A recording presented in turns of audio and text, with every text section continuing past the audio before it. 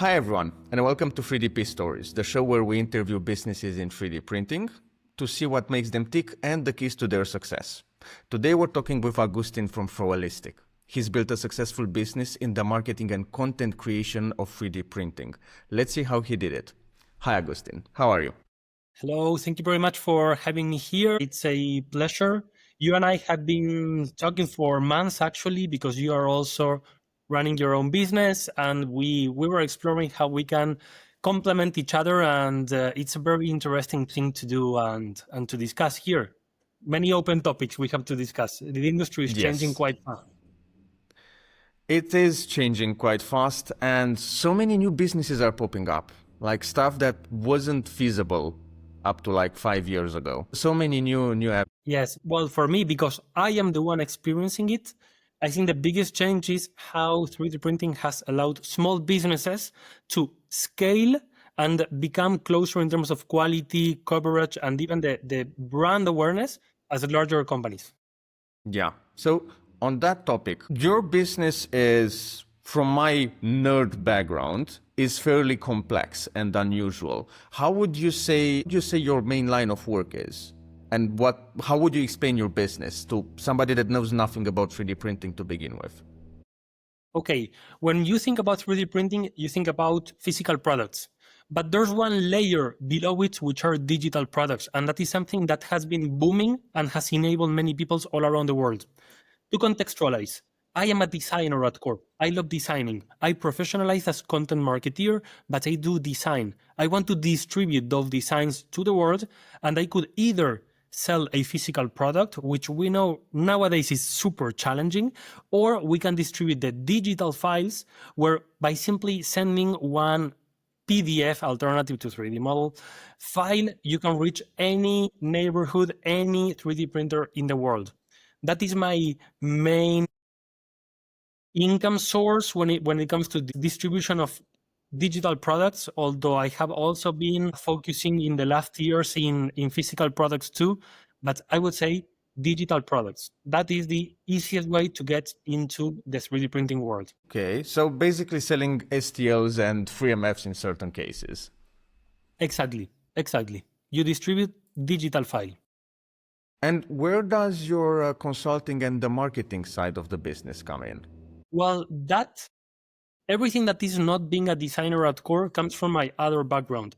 One thing I told myself many years ago was that no matter how well this went, because I joined the industry over 12 years ago when it was booming and I was at the right place at the right time. So I got confident, I built an audience, but I didn't want to stay there. So I started focusing on marketing and content marketing because it's something that I had already been doing as a hobby. I create content to distribute those digital files. And in the end, I ended up working with some companies in the industry, both in the digital product side and on the physical product side. And I ended up collaborating with different brands. And more often I see new companies reaching out, they want to collaborate or simply have a discussion. And that's where I realized I had gained a lot of knowledge. I didn't even realize that knowledge was valuable until I was casually, for example, talking to you and I was like, okay, I have some insights that you cannot easily find online. Unless maybe you buy one of those expensive and fake reports on LinkedIn, like, yeah, the industry trends. You need to be in the mud It to doesn't understand. compare with the practical experience, yeah. Exactly.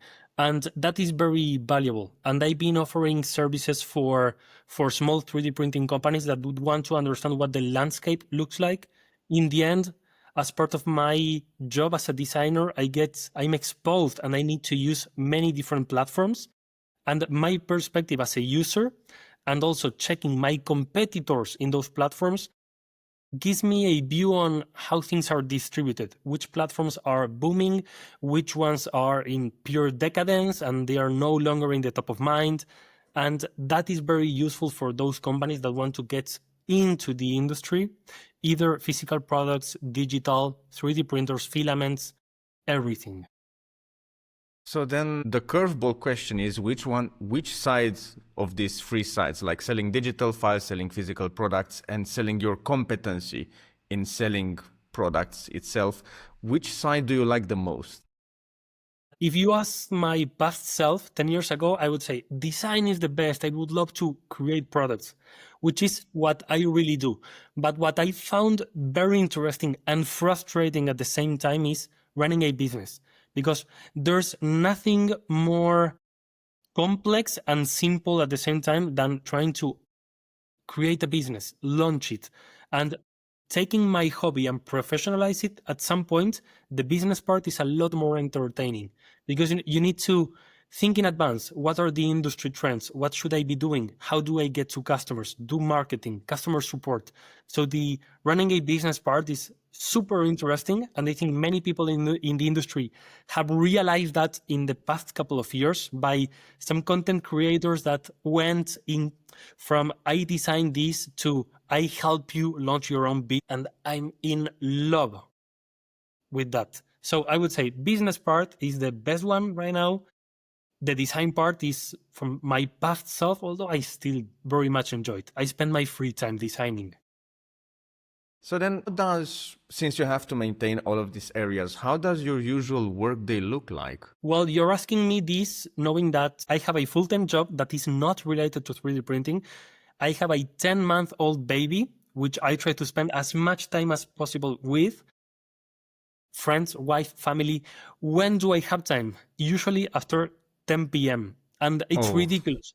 But the moment you want to launch your own business or you want to keep it alive, you need to find time. It's usually giving up sleep time, although I'm doing pretty fine, I would say. But the good thing about 3D printing is that it's global, and the working hours, they don't really matter that much. Of course, you and I are based in Europe, so we need to adapt to those standard working hours. But when you are a solopreneur and you do everything on your own, it doesn't matter when you work. But for me, there's a clear line, like 7 a.m. to 6 p.m. I think about my other job, and then my brain changes and I'm like, okay, back to my usual. And at this moment in time, there isn't a big overlap. In the past, I worked for companies in the 3D printing industry. So there was a very big overlap on what I did from 9 to 5 and then from 5 to 9. But right now there isn't. And it's also amazing because I work at a very large company, which is Signify. Let me put this in perspective because it's actually pretty cool. I work at Signify focusing on content marketing, but also operations and business processes. They are the biggest lighting company in the world, around 30,000 employees. And one thing they do is they have a 3D printing venture. And I went to their offices in the Netherlands and I saw how they are using 3D printing at a different level. I don't interact with them as much, but seeing how large companies operate and then comparing it to the 3D printing industry, there's such a big difference in that it helped me realize how much potential there is in 3D printing and physical products and distributed manufacturing, because we are in our baby steps compared to industries. Signify, it's a spin-off from Philips. It's what was called Philips Lighting in the past, company with over 100 years in history. And the comparison, it's amazing for me from a business perspective to compare both. It is true that at least in the consumer grade printers, there are very few businesses older than 4 or 5 years. And even then, it's very rare. On the industrial side, a bit of a different story. But on the consumer grade side, the printers have just reached the quality needed to actually create good consumer products. So on that area, do you recall your first physical product sale? Well, that happened over 10 years ago, and it was probably to friends or people I knew from university. So it was pretty like market sale. I 3D printed a bunch of products. I didn't know how to price them because I think that's what you do when you are very young and inexperienced. You try to cover the material costs, but then you don't think about your margin and that you should also get paid for your time. So that was it was a very heartwarming experience. But now looking back, I was terrible at sales and at pricing. And that's something I got better at. But I would like to think of my latest big project is Kumo, which I have it here because I'm in love with the project, I launch a crowdfunding campaign where I distribute digital files. But the way it's bundled is enabling people to sell the product. So in the end, I was selling the product, and I do have some friends and people I don't even know that reached out. I don't have a 3D printer. I want to buy this. How do I do it?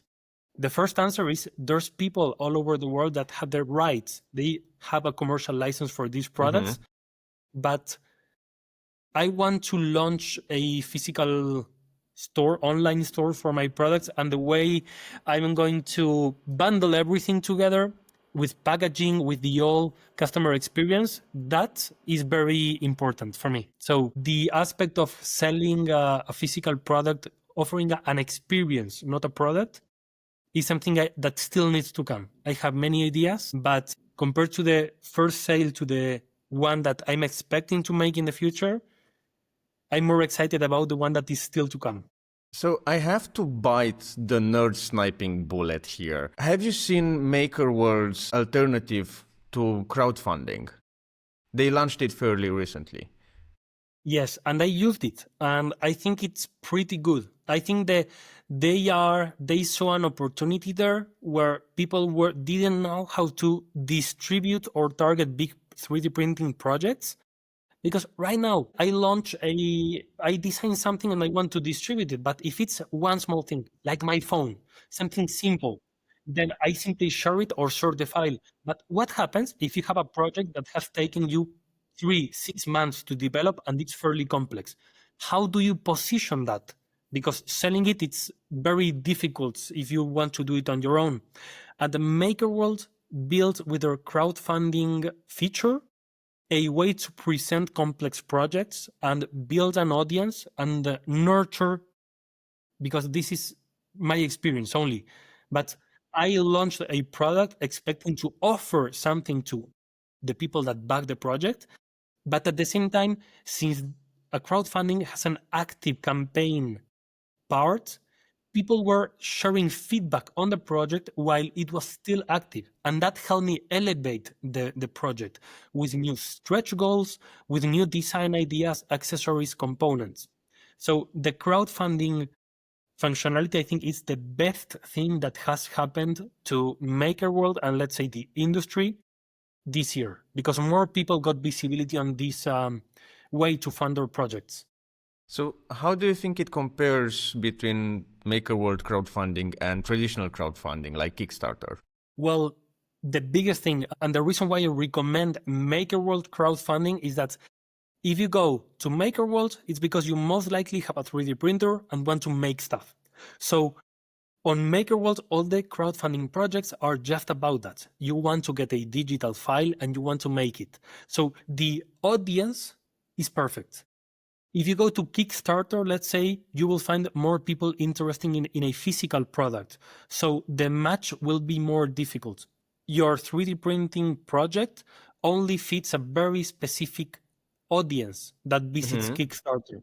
That is changing. On Kickstarter, I think some of the most popular projects were about 3D printers. In fact, I think Bamboo Lab started in Kickstarter, and then now they are a very successful company. But I would say the target audience. MakerWorld crowdfunding has a very clear target audience. What is the target audience for your most recent project with this lamp? Is it for people to 3D print it, or is it just for end consumers who know nothing about the technology? No, I have two different target audience. I spent a lot of time researching which tiers I should have and rewards in my crowdfunding campaign, and there are two, because I don't want to overcomplicate it, and that is something that I recommend everyone. I have one, people that want a personal license. I want to get these files, and I want to make it for myself. Maybe I gift it to a friend or family, but that's it. And it has a very low price point. And then there's a second audience, which is people that have a 3D printing business and they want to sell my products. So they get the rights to 3D print and sell this. Those are my two biggest audiences. Of course, I am limiting it to people that know about 3D printing, but the rest of the world that want to buy the products, they could buy them via those backers that got a commercial license. Why this feels like an intentional choice. Why aim it at companies that would resell basically your products, they would make and sell them, instead of making or talking directly with interior design brands to sell the physical products directly to them yourself? It's all about time and resources. The path I followed focused on scalability, on reaching a very large audience. And I think I loved this project that much that I wanted to focus on that. Of course, my goal for next year will be to start selling some of my products, a very specific subset to the outside world, maybe with resellers, physical stores that want to have my products in stock. Although I'm not fully in favor of that. I would like to keep manufacturing low, keep it as I have a very specific view on digital craftsmanship, and while 3D printing allows to scale very fast, if I manufacture something, I will expect the highest possible quality standard.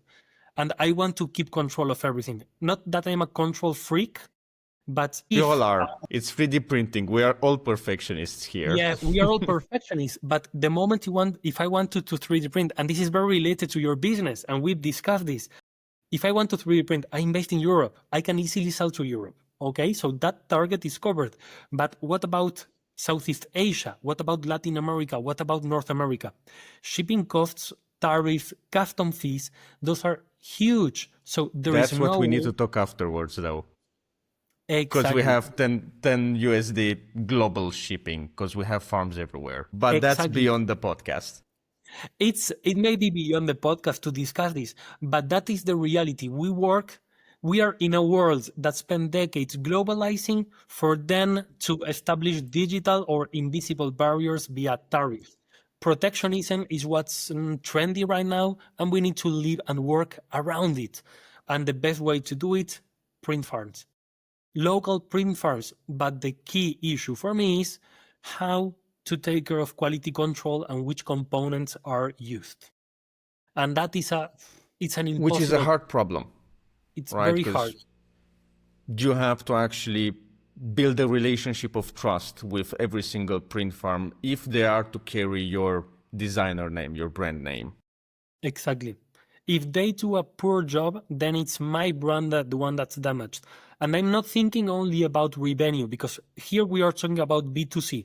I am selling to an end customer. It will be, well, maybe in the future it's B2B to C, because I have resellers in between. In that case, managing the relationship will be easier because I have one shop that wants to stock 20, 30, 50 lamps, and they expect a certain quality. But we are only talking to one person. The moment you do B2C, it's one product, one customer. So if there are multiple issues, then you will be bombarded. And then it's when you need to scale customer support or your brand will go downhill. And I've seen this happen. It's a manufacturing problem, right? Yes. 3D printing is a true manufacturing solution, and it has all the classical manufacturing problems, right? Yes. Printing is the easy part in the end. Yeah, you put it in a you've used very nice words. But besides, and now I will go off script a little bit with this one, because I love nerd sniping you, so that's fine. Okay, but we are talking about manufacturing. Manufacturing can be hard, but it's not rocket science. What people fail to do in the industry, and it consumes a lot of time, is marketing and sales. And that is something that people are overlooking. And I did in the past, and it's a very big mistake. You can create a beautiful product. You can fix manufacturing issues. You can ensure quality will be amazing, manufacturing yourself or outsourcing. But how do you get customers? How do you get, what problem are you fixing or opportunity you're tackling? And in the industry, some people are doing a fantastic job at that. But let me say something about this. The people that are doing a great job, in many cases, they are not even using the word 3D printing, because they are solving a problem. And they know the customers don't care about how it's being sold or the product manufactured.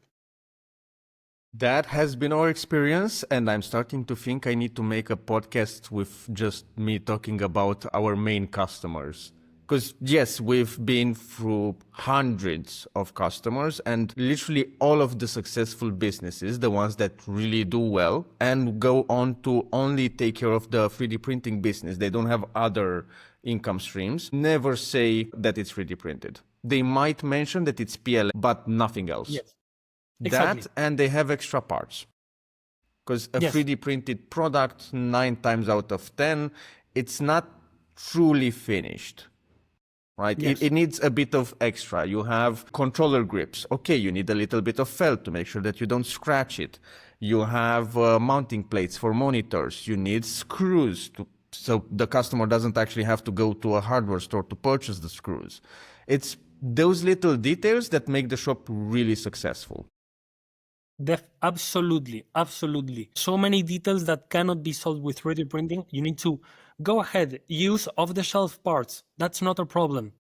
But I also see a trend in the industry, especially for hardcore makers that want to make everything themselves.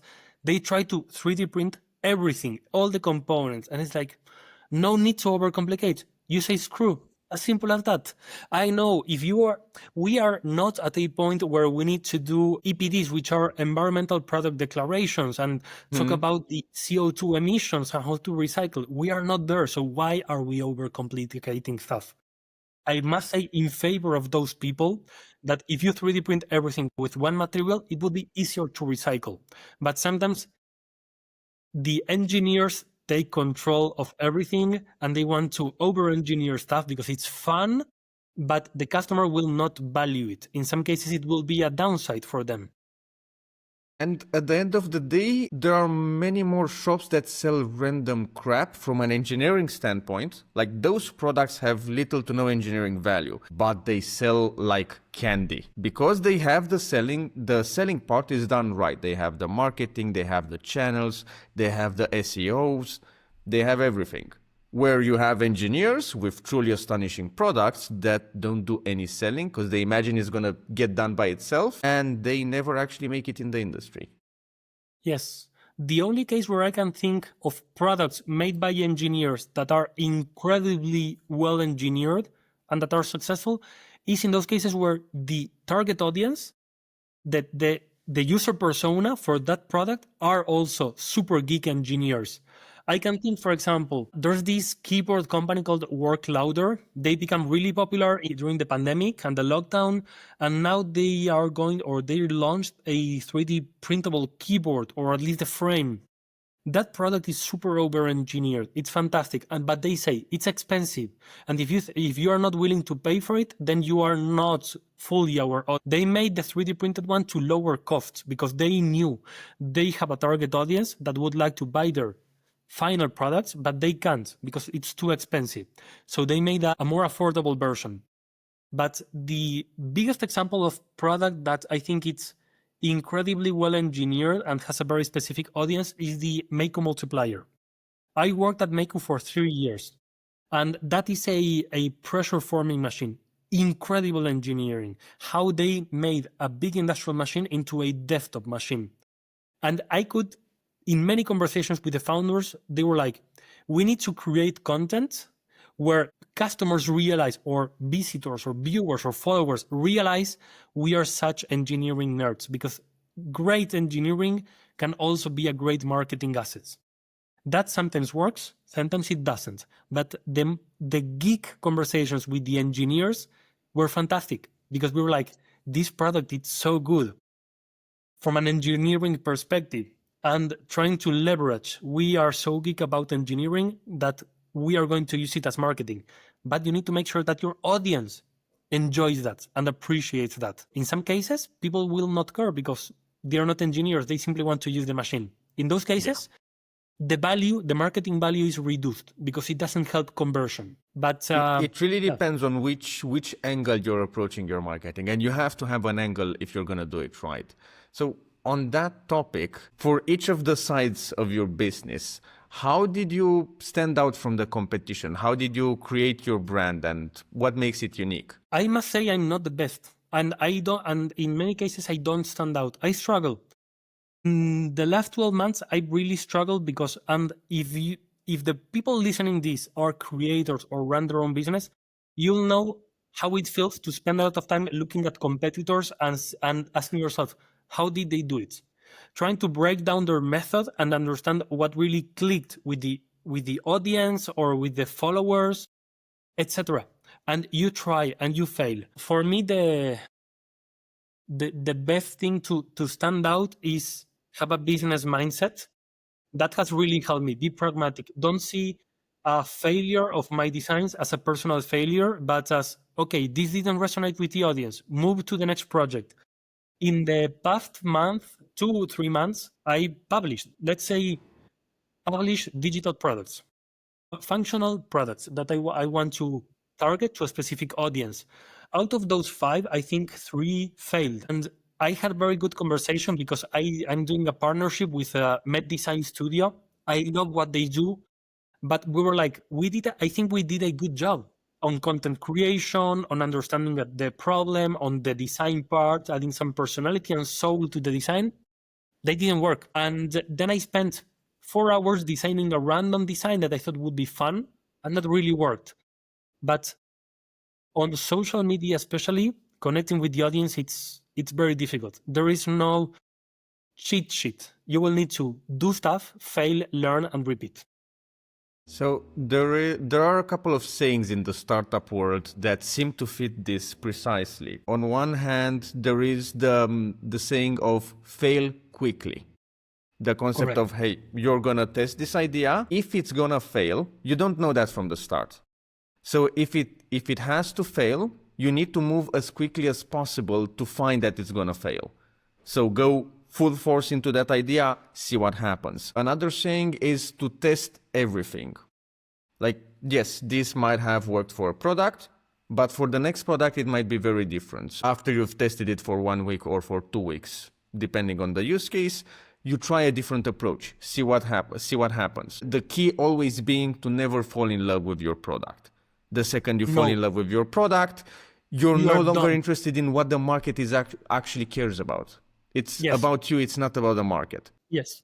I've seen 2 companies fail, and it was very painful because I really loved them, but I could see the founders or the people behind the project fall in love with it so much that they forgot about the audience and what they wanted.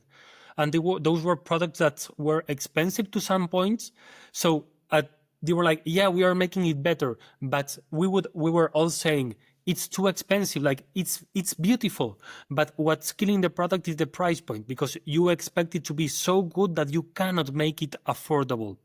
But what's very important here is to fail fast, but there are different methods. My experience here will focus on selling products, either digital or physical.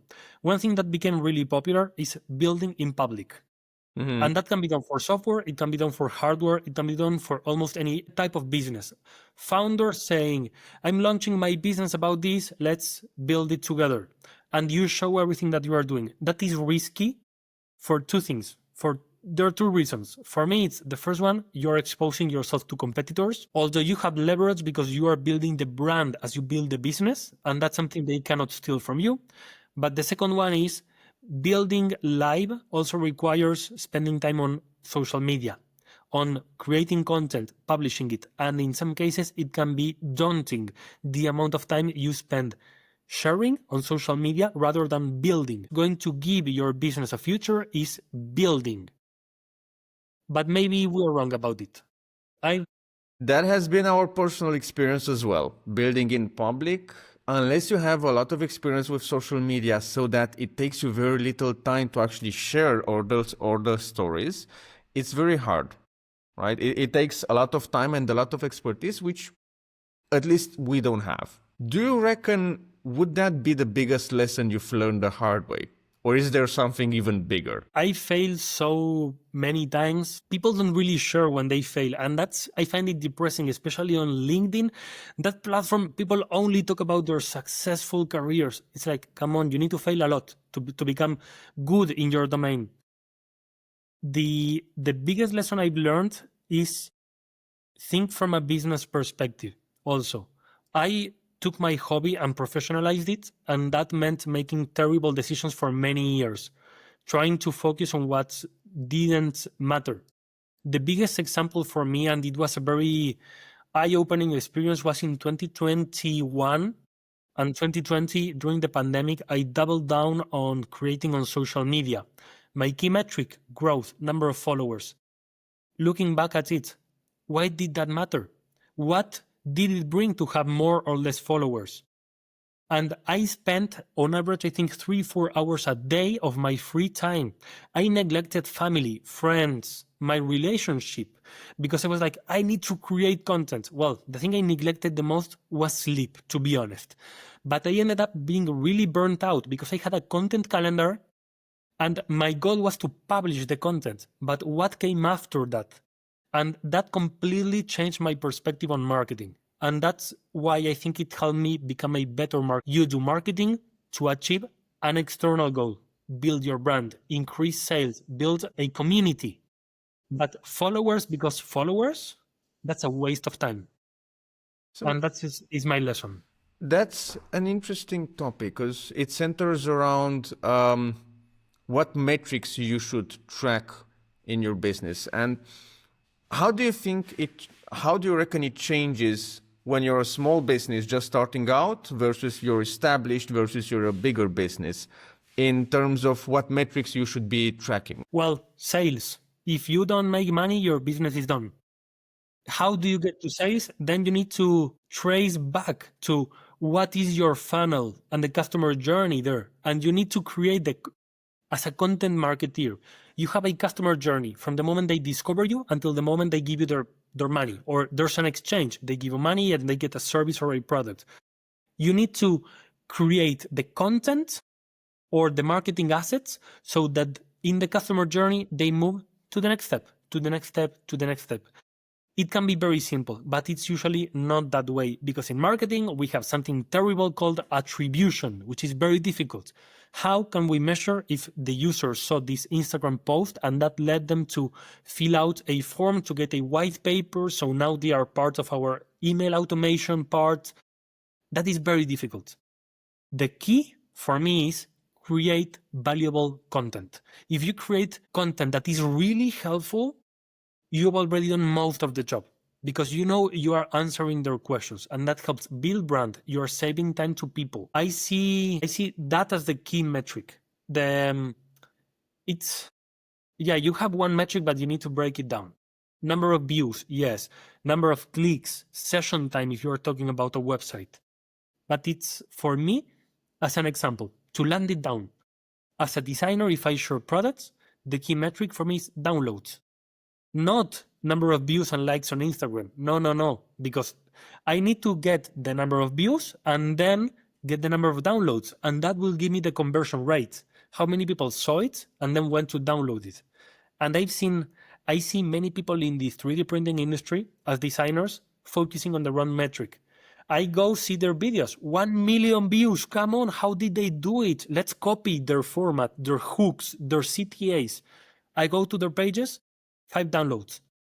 And I'm like, okay, you have a great content creation capabilities, but your conversion is terrible. What is wrong? Is it the pricing? Is it that the object is entertaining but not that functional? And that is also a very good experience. Seeing from a competitor analysis perspective, the people in the industry, it's quite fun. So some people that look very successful are probably not making it. And I don't know how they get so much time. That is my biggest question. Going to the creators and seeing this video probably took you 10 hours plus the design. You're not going to get the ROI will be negative for you. How do you manage to live out of this? That is a mystery for me. It does pose an interesting conundrum for people who want to sell 3D printed products, whether it's files or the designs, at least at the core of the business. Because I have personally seen extremely successful Etsy shops and Instagram shops and even TikTok shops that do not have any online presence otherwise. None.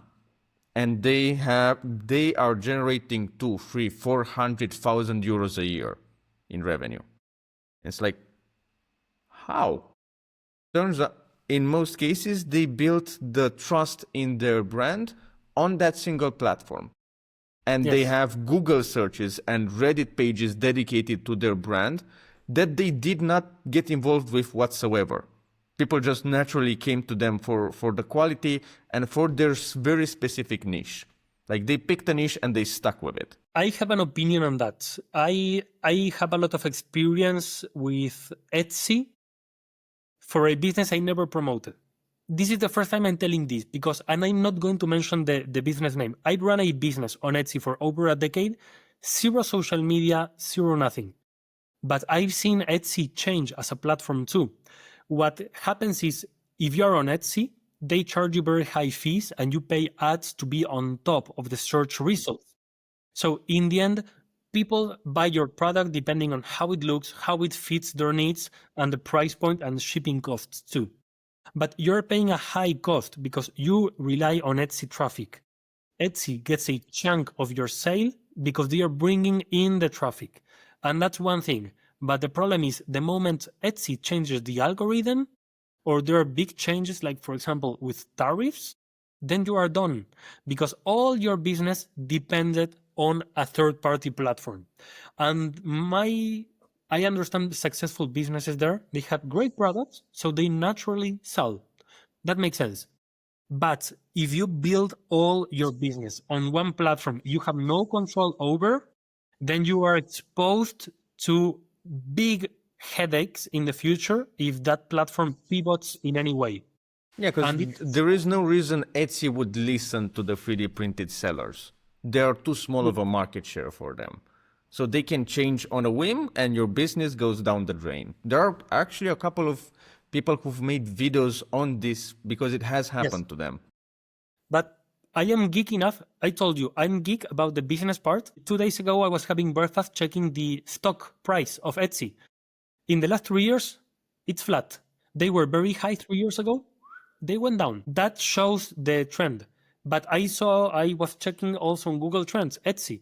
It's steadily going up a little bit, but it's not explosive growth.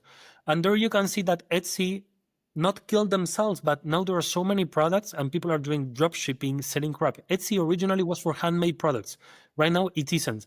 And I know that Etsy changed their policies to address 3D printed products. Is a 3D printed product handmade? Because many people are selling crap, 3D printed crap on Etsy. And that is a problem for the platform too, because you don't want your platform to be filled with low quality products. Etsy 10 years ago was all handmade. It was beautiful, full of personality. Right now, it's like eBay. They lost their, what made them special. And for 3D printed products, it's an interesting one because the concept of quality of a 3D printed product can change a lot. For me, a good 3D printed product is one that maybe doesn't even look 3D printed, or one that has such thick layer lines that it's pretty obvious because the layer lines are part of the beauty of the product. The concept beauty, handmade, what makes a product special, change per customer. But on Etsy, I think some people are not paying attention to it. It's a race to the bottom. Sales, going to quantity, not quality. Does the world need that? I don't think so. It's a fair, even though depressing, but it's a fair assessment of the Etsy market, at least in terms of 3D printed products that advertise as such. But to counter the depressing mood, which is true, because I've seen that happen on Etsy multiple times, you've had quite a journey, right? About a decade in 3D printing and oftentimes frustrating. Do you have a mindset that you reckon has kept you going in this field? I love what I do. That's the only reason why I'm still around. I really love designing. I really love the business side. I really love content creation. And I really love sharing with people. And that really drives me. If my 3D printing businesses fail, I would still be around as a hobbyist. I would still do it.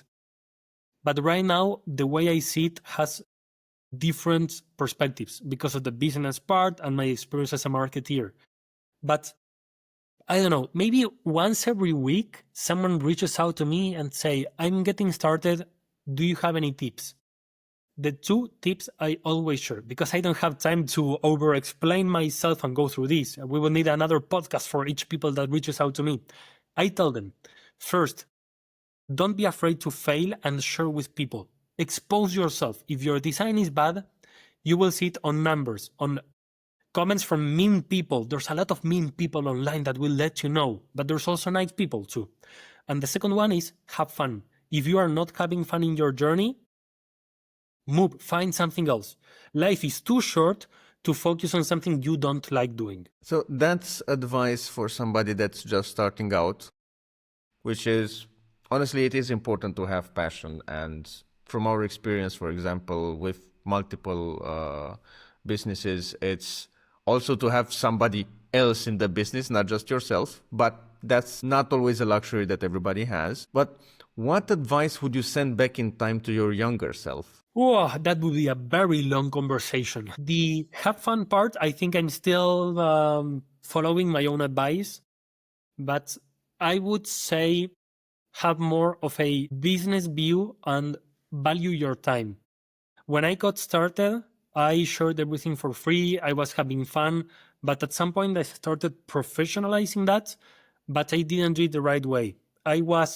I didn't believe in myself. I think that was one of the key things. I didn't believe in myself and I didn't value that people would pay for my work. So it took me many years of not understanding how to position myself. At one point, I was even against selling files. Like the industry doesn't need to become like everything else, because it was a time where open source was a big thing. I am a very big open source advocate, but even right now with all the 3D printer manufacturers, even Joseph Prusa says open source is dead.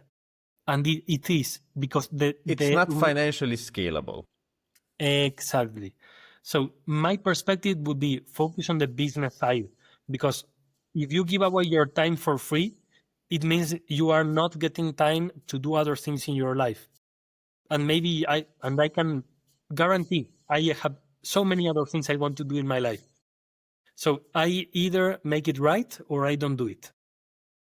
Okay, so then going down to brass tacks, for the hundreds of Reddit posts asking how exactly would you price yourself, or how would you advise somebody to price their time and effort? Are you really asking me that question?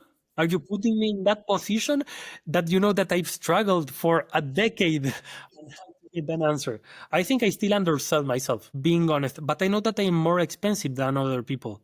So it's like this meme, like, are you basic or am I extra? Like, do I overestimate my value or are you underestimating yours?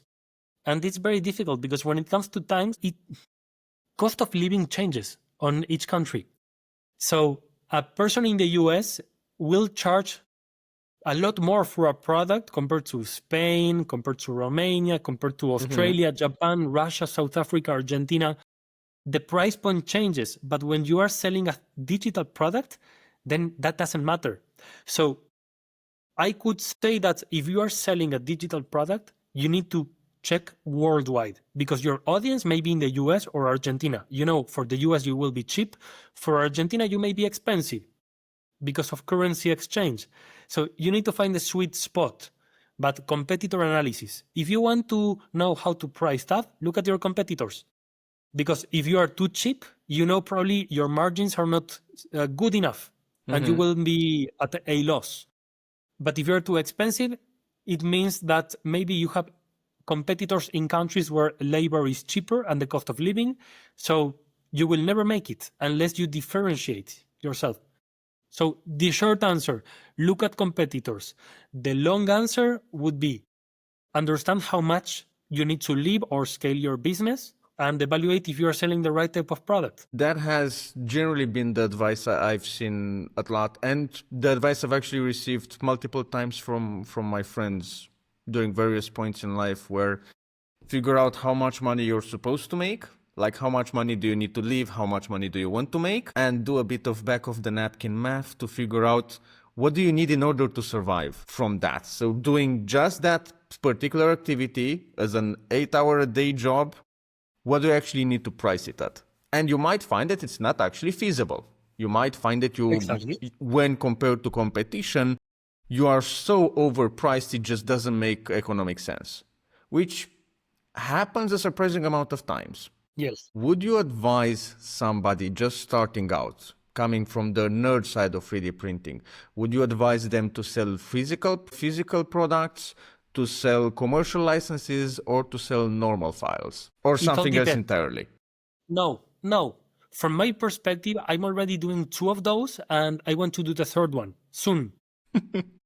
However, if you sell the file for personal use, sell it. But also look into the rest of the world. Is there an audience that wants to buy your product, the physical product, and they don't have a 3D printer? If you are in a nerdy industry, many people will already have a 3D printer. So maybe digital files are a better revenue stream. If you want to sell, I don't know, home decor for people that don't have a 3D printer, then sell physical products. And then there's something else, which is a commercial license. If you want to sell physical products, but don't have the resources because you don't live in the right place because of tariffs, if you don't have the space to have many 3D printers, then offering a commercial license is an easy way to get some revenue from sales.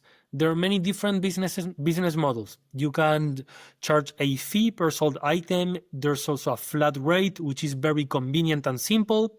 But if your product is very popular, then you will be making less than what you could.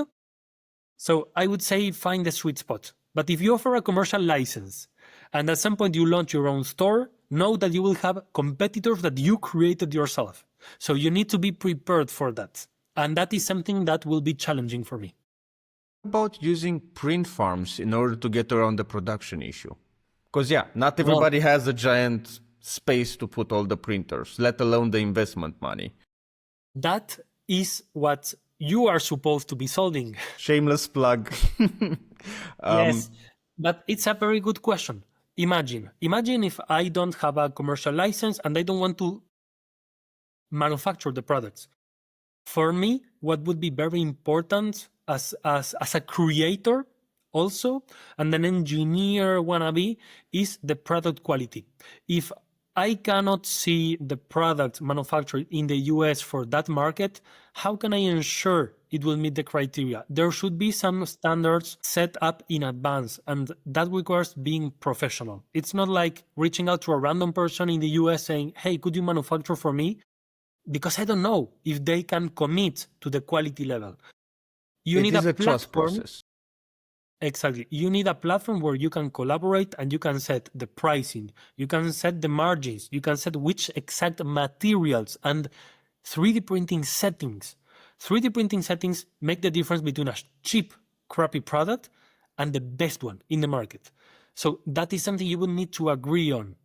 And there's a need for a platform, especially nowadays with all the tariffs that make it impossible for people in Europe to sell in the US, which is a gigantic market. Do you have a solution for that? Yes, we have precisely the solution. I'm trying to avoid shameless self-plugs, but it's worth diving into it. It has actually been my personal experience with exactly what you're saying. You can't, like, if you're business inclined, let's say you have a business in the US and you have a lot of Australia orders, right? Australian orders, and shipping is like 50 euros. Because you're not making them in China and sending them in bulk, you're sending them one by one. The business solution traditionally is to look at print farms in Australia, start building a relationship with them, quality test them, and it might work. And it might be good enough. And if you're extremely business savvy, that is usually the way to go. Finding print farms, having a contract with each of them, and building trust. That takes time, and that's what we've built. We have rather small print farms, so we don't have the biggest print farm that we have in the network is under 200 printers right now. And we've built with this exact problem in mind, where we actually prefer free MFs. Because everybody in our network uses bamboo P1Ss because they ensure quality. And I've actually had to message people, look, you want STLs and you've mentioned some specific settings. Just use a free MF. We will not modify it. You put your own settings there. Those settings will not be modified. And as long as they don't endanger the printer, that's also beneficial for the print farm because they don't need to check the slicing. They just put it on the printer. So that's exactly what we're building. Beyond the obvious self-plug, it also depends on your specific product and what you want to achieve with it. For example, in the US right now, by far, I think the biggest print farm is Slant 3D. And if you don't need special settings, if you don't need specialty materials, and if you don't need multiple colors, that is a very good way to go. With some caveats on quality on the smaller stuff, from what I've heard. But they have the scale, right? They have 5,000 printers. Granted, there are smaller printers, and they are not the only ones. I've seen farms up in Norway, for example, with 500 printers. I've seen farms in Canada, just as big. But it is a process of building trust with each of them. So if you're more business savvy, go that route. If you want to just get it done and talk to one entity, come to Dapi. You've mentioned the lamp, which we'll talk after the recording quite a bit about. But other than the lamp, what does the future hold in terms of upcoming or already announced plans? For me, it's being honest, spending time with my family. That is the thing that I'm looking after the most. This year has been pretty intense. Of course, becoming a father is my biggest project in my life, and it will probably still be in 40, It beats 50 any years. 3D printing project, honestly. Yes, but spending time with them, because this year I tried to, while being a father, having a full-time job, try to meet the same standards when it comes to how many projects I release per month, the quality of them. I think this has been my best year, and it's the year I spent the smallest amount of time. So I think there, optimizing my time has really helped me. But I also launched Kumo, which is my biggest project to date, and I'm very super happy with how it worked and the backers, the very supportive audience. But for me next year, I will try to get into physical products a little bit, but from a digital craftsmanship perspective. So not massive quantities, but trying to understand how you can make the best possible product with 3D printing. Because that's something that I think not many people are exploring. And also try to connect with the audience. In the last couple of years, many people have struggled with that because of the different platforms and how you interact with them. And I want to really go back to talking to the people that really support my work. So it's a balance. But I know myself. I love travel. So I will probably get into 5 more things and I will not burn out, but I will freak out a little bit. I think that's how my brain works. But if possible, I will try to settle on a little bit of physical products, connecting with people and the community, and having time to spend with the family and also friends, and not talk about 3D printing. Not talk about 3D printing. It will be hard, but I will try. That feels like a challenge, like a very hard challenge. I do have a curveball question for the end of the podcast. Which of the businesses you've worked with so far has been the most exciting for you, and why? The most exciting one, I think I need to say Meiku. Meiku, the thermoforming company, because I started working with them as a freelancer, as one of their influencers. And the connection was so good and the way of working and communicating worked so well, especially because of Jane. Jane was my manager for a couple of years, and she was the one that set up the influencer network. That was the best collaboration, because a random product testing transformed into 3 years of my life focusing on that company exclusively. And I had so much fun working with them. So that, I would say, was the most exciting collaboration. Also, they were crazy enough to work on hardware stuff. And hardware is only for hardcore people, because it's never easy.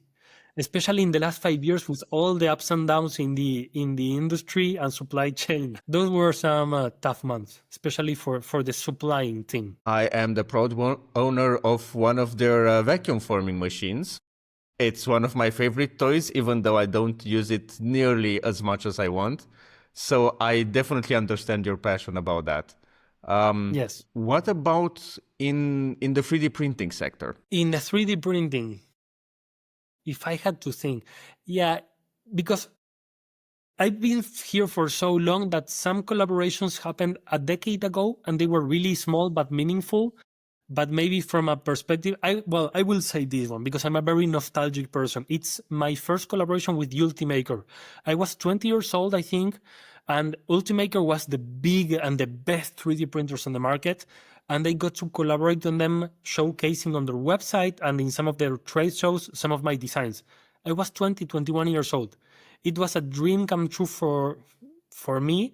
And to this day, I still have a Slack group where the core Ultimaker community, we talk on a daily, weekly basis. So some friendships that started over a decade ago with random people that were like twice my age, that now I consider myself old and it's very relatable.